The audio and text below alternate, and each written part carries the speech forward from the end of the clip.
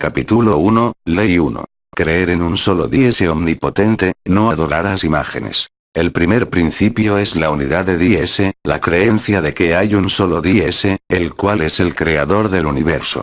La prohibición acerca de adorar ídolos o imágenes.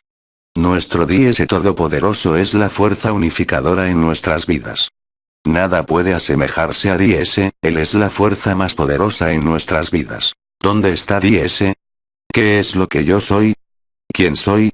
La pregunta que se hace una y otra vez por los nuevos observantes en las leyes de Noé es, ¿qué soy yo? ¿Cuál es la conexión de lo espiritual y lo físico? ¿Cómo vivo? ¿Qué debo hacer? ¿Qué pasa con mi familia, mis hijos y mis amigos?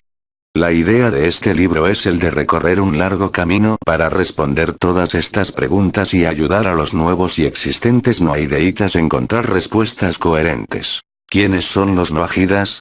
De acuerdo con los sabios del Talmud, hay 70 familias con 70 rutas dentro de la gran familia de los seres humanos. Y cada individuo tiene su propio camino dentro de estas rutas. Sin embargo, hay una ley universal para todos nosotros. Cualquier persona que viva acorde con estas leyes, reconociendo que son lo que Dios quiere que seamos, es considerado por nuestra tradición un ser justo. Esa persona es un constructor que ayuda a modelar el mundo ya que éste está destinado a ganar para sí mismo un lugar en el mundo por venir. Las leyes de Noé es una herencia sagrada para todos los hijos de Noé, y para cada persona que vive sobre la faz de la tierra. ¿Cuál es el propósito de la vida? ¿Qué estamos haciendo en este mundo? Para encontrar la respuesta a esta pregunta, hay que observar en el libro de la vida misma, la Torá o la Biblia, que en hebreo se llama Haim de la Torá, lo cual significa la Torá viviente. La palabra Torá significa instrucción o guía, la Torá es la guía para nuestras vidas. La Torá nos pone constantemente al tanto de las tareas a realizar en la vida. Nos da una verdadera definición de nuestro propósito, y nos muestra las formas y los medios para alcanzar este objetivo. La Torá o la Biblia comienza con la creación del hombre en el libro de Génesis, 1:27. Cuando Adán fue creado a imagen de Dios, el Creador informó inmediatamente a Adán de sus poderes y le dijo que su propósito en la vida sería el de llenar la tierra y conquistar y dominar sobre todos los peces del mar, sobre todas las aves del aire, y sobre todas las bestias que se mueven sobre la tierra. Génesis 1:18, al hombre se le dio el poder de conquistar todo el mundo y también de gobernar sobre la tierra, el mar, el aire, y se le ordenó de hacerlo así. Esta fue su tarea. Hacer del mundo una morada para sí mismo y para Dios. ¿Cómo se puede lograr conquistar al mundo y cuál es su propósito y su verdadero significado? Nuestra Torá nos enseña que, cuando Dios creó a Adán, su alma y su divina imagen lo impregnaron y lo irradiaron todo su ser, en virtud de que se convirtiera en gobernante sobre toda la creación. Todas las criaturas se reunieron para servirlo y para coronarlo como su creador. Pero Adán, señalando su error, les dijo: vamos todos a reunirnos para adorar y dar culto a nuestro Creador. La conquista del mundo fue dada al ser humano como su tarea y su misión en la vida, para elevar y refinar la totalidad de la naturaleza, incluyendo a las bestias y animales, para el servicio de la verdadera humanidad. Una humanidad que fue impregnada e iluminada por la imagen divina, de modo que toda la creación se diera cuenta, que Dios fue y es el creador de todo. La Torá es el modelo para todos y cada cosa en este mundo. No hace falta decir, que antes de que un ser humano se lance a la conquista del mundo primero tiene que conquistarse a sí mismo y a su propio ego a través del sometimiento de los elementos terrenales y bestiales y otras fuerzas de su propia naturaleza. Esto se logra a través de acciones que están de acuerdo con las directrices de la Torá, una guía práctica para la vida diaria, ya que de esta manera el mundo material es penetrado e iluminado con la luz de Dios el Todopoderoso. En el principio Dios creó un solo hombre, y sobre esta única persona que estaba sobre la tierra, Él impuso un deber y una tarea. En esto radica la directiva profunda y clara, a saber, que cada persona es potencialmente capaz de conquistar el mundo. Si una persona no cumple su tarea y no utiliza sus inestimables poderes divinos, no es más que una pérdida personal y un fracaso para él mismo, y esto también repercute negativamente en el destino de todo el mundo. ¿Puede una persona cambiar al mundo? Uno de los principales rasgos distintivos en la creación del hombre es que éste fue creado como un ser individual, a diferencia de otras especies que fueron creadas en un número mucho mayor. Esto indica enfáticamente que una sola persona tiene la capacidad de llevar a toda la creación a cumplir con su propósito, como fue el caso con el primer hombre, Adán. Tan pronto cuando Adán fue creado, él hizo un llamado a todas las criaturas del mundo, y así éstas se unieron para reconocer la soberanía del Creador con un grito: ahora, pues, postrémonos e inclinémonos de rodilla ante Dios nuestro Creador. En efecto, solo a través de la abnegación que un ser creado pueda unirse con el Creador y alcanzar así el cumplimiento de la orden más alta. Los rabinos nos enseñan que Adán era el prototipo y ejemplo para todos y cada uno de nosotros a seguir. Por esta razón fue creado un hombre individual, con el fin de enseñarnos que una persona es equivalente a un mundo entero.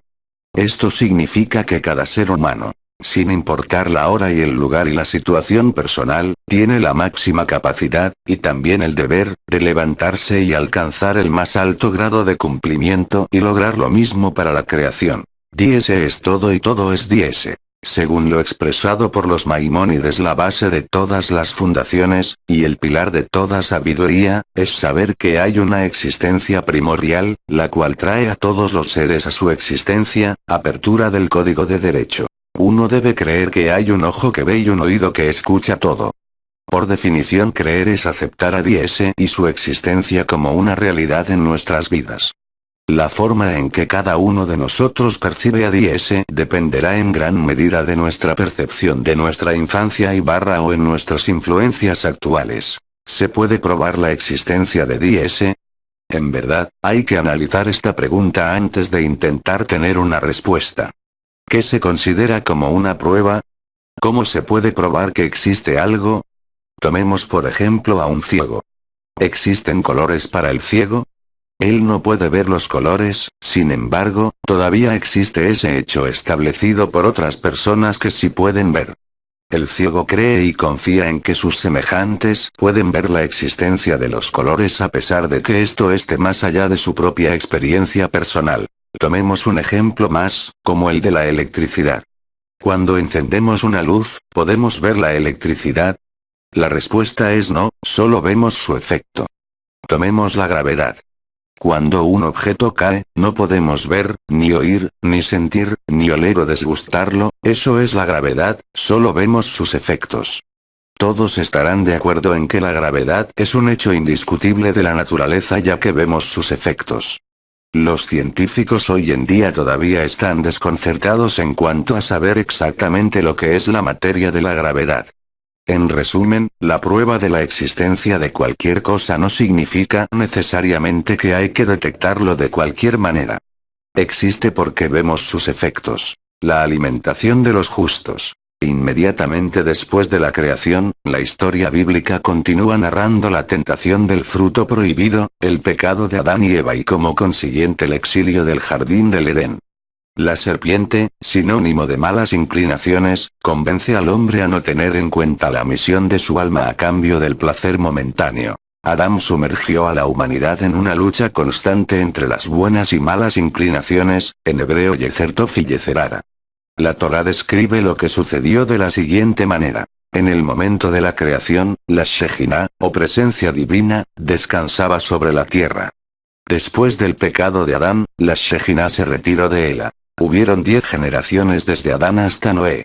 Esta larga era de la humanidad era una historia de deterioro y consecuencia la eliminación de la imagen divina de sobre la tierra.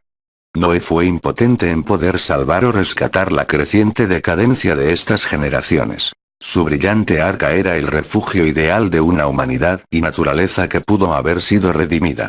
Otras 10 generaciones pasaron desde Noé hasta Abraham.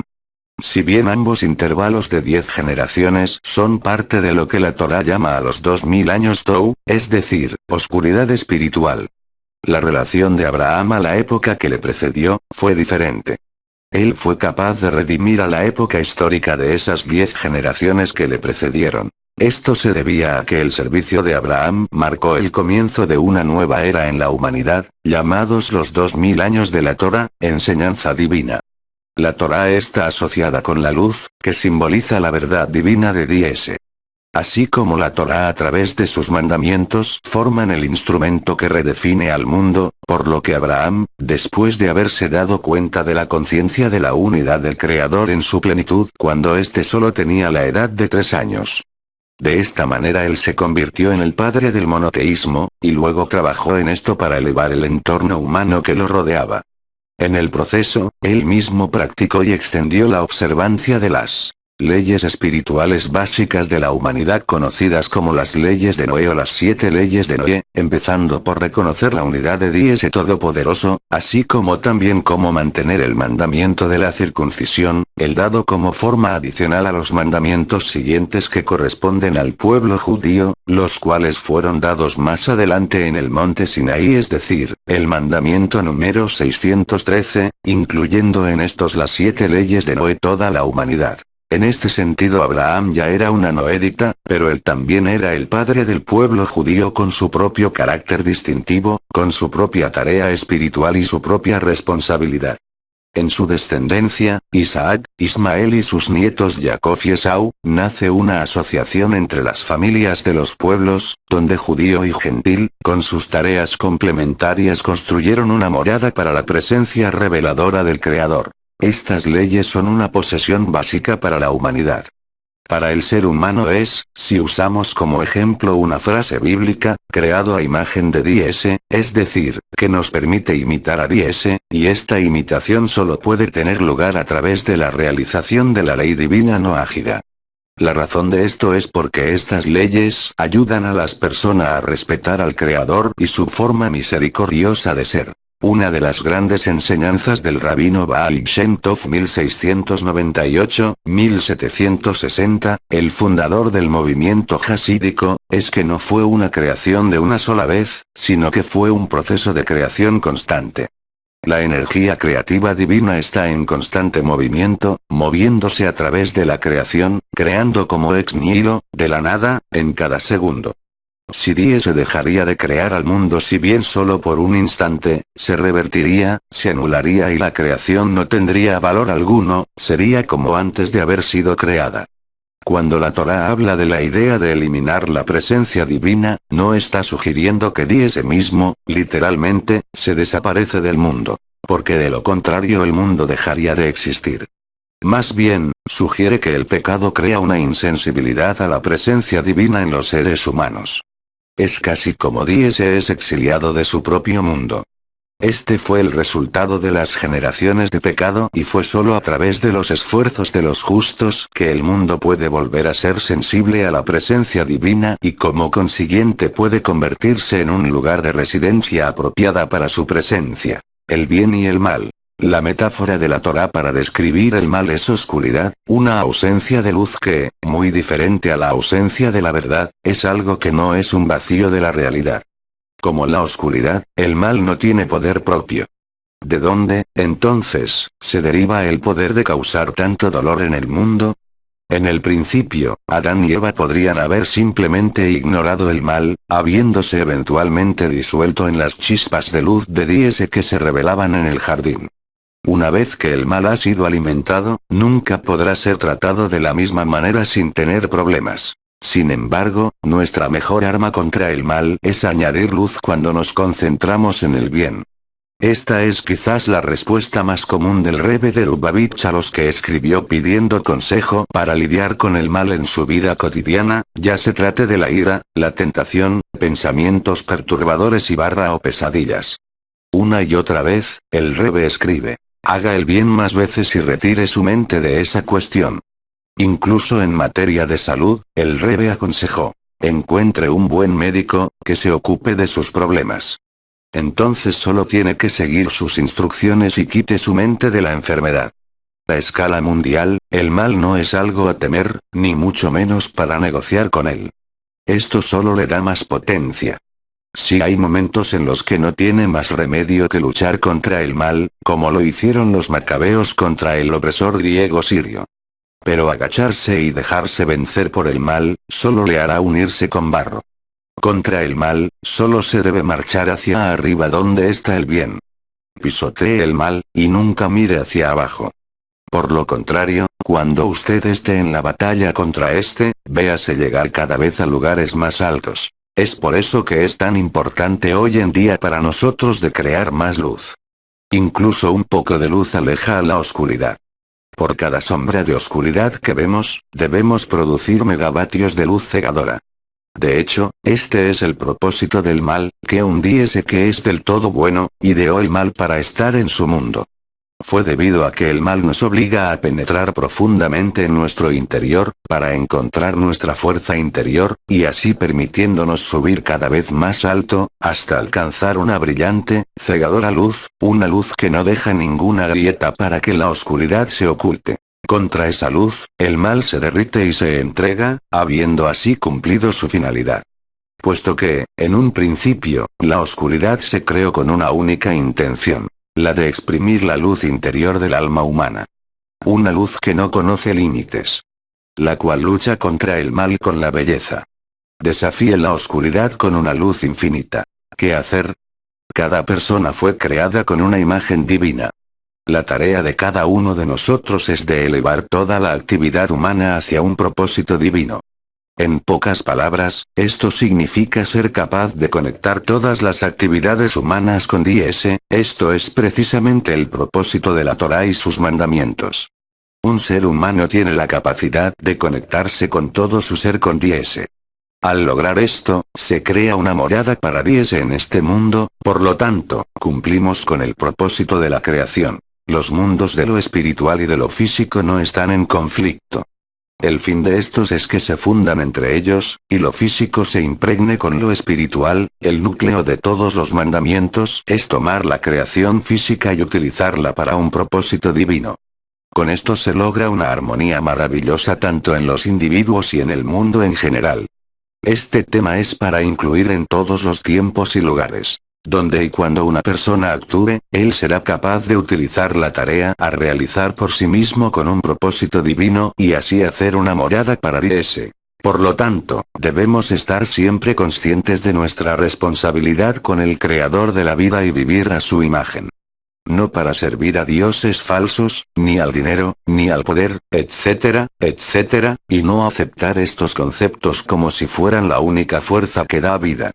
Sin embargo, vivir con su presencia hace bajar una luz divina y su presencia en este mundo. Haríamos bien en prestar atención al consejo del rey Salomón, el más sabio de todos los hombres, cuando escribió al final del libro de Eclesiastés. En última instancia, todo es conocido. Teme a Dios y observa sus mandamientos. Porque este es el propósito total del hombre. En las palabras de nuestra Torá, fui creado con el único propósito de servir a mi Creador. Las 7 leyes de Noé demuestran que Dios Todopoderoso tiene reglas y leyes para todos los seres humanos, y que Dios nos ama a todos nosotros. Él no deja a nadie, judío o no judío, sin guía. Para los no judíos, Él ha dado los 7 mandamientos de Noé. Los Maimónides declaran: quien de las naciones cumple con los 7 mandamientos de servir a Dios, pertenece a los justos entre las naciones, y tiene parte en el mundo venidero. Aunque hay muchas razones para un no judío de seguir las leyes noágidas, ya sea porque uno las encuentra moral, o apelan a nuestro intelecto, o a nuestro sentido de justicia, con el fin de convertirse en un Ben Noah, hijo de Noah, hay que seguir estas leyes, esencialmente, porque se reconoce que fueron reveladas por Dios, hacen por medio de Moisés a los hijos de Israel en el monte Sinaí. Uno siempre debe percibir el bien y el mal en uno mismo y en el mundo como si estuviera en perfecto equilibrio. A través de una buena acción, se puede inclinar la balanza a favor del bien y llevar la salvación a uno mismo y al mundo entero. Maimónides. Todos y cada uno de nosotros lleva la enorme responsabilidad y tiene el privilegio de guiar al mundo entero hacia la redención, cambiando de este modo el mundo para siempre. Una creencia central en el judaísmo es la santidad de la vida. De hecho, se prescinde de la Torá si tenemos que salvar una vida, y como cada persona en el planeta es única y especial y parte del plan maestro. El Rebbe, Rabino Menachem Mendel Schneerson, líder del movimiento mundial judío Chabad, Lubavitch, declaró que la observancia de las leyes de Noé por toda la humanidad logrará obtener la paz universal y la redención mesiánica. El Rebbe explica que la naturaleza y o esencia de nuestro mundo es simplemente perfecta y buena, todas nuestras buenas acciones son reales y duraderas, mientras que cada acción negativa es solo eso, un fenómeno negativo, un vacío en espera de ser disipado. Por eso es esa asociación común del mal con la oscuridad y el bien con la luz. La oscuridad, sin importar lo amenazante e intimidante que sea, es simplemente la ausencia de luz. La luz no tiene por qué combatir y dominar la oscuridad con el fin de desplazarla, donde está la luz, la oscuridad no está. Un dedal de luz, por lo tanto, puede bloquear a un cuarto lleno de oscuridad. He aquí algunos puntos para reflexionar. ¿Cómo definimos a Dios? ¿Qué entendemos cuando decimos que los humanos fueron creados singularmente? ¿Qué significa en la Torá en la imagen divina? Cuando decimos que primero hay que conquistarse a sí mismo y a su propio ego a través del sometimiento de lo terrenal y lo bestial, ¿qué significa eso? Creencias. ¿Podemos probar la existencia de Dios? ¿Por qué es imposible comprender a Dios? ¿Cuál es el propósito de la vida? ¿Qué debo hacer? El bien y el mal, la luz y la oscuridad, un poco de luz disipa la oscuridad.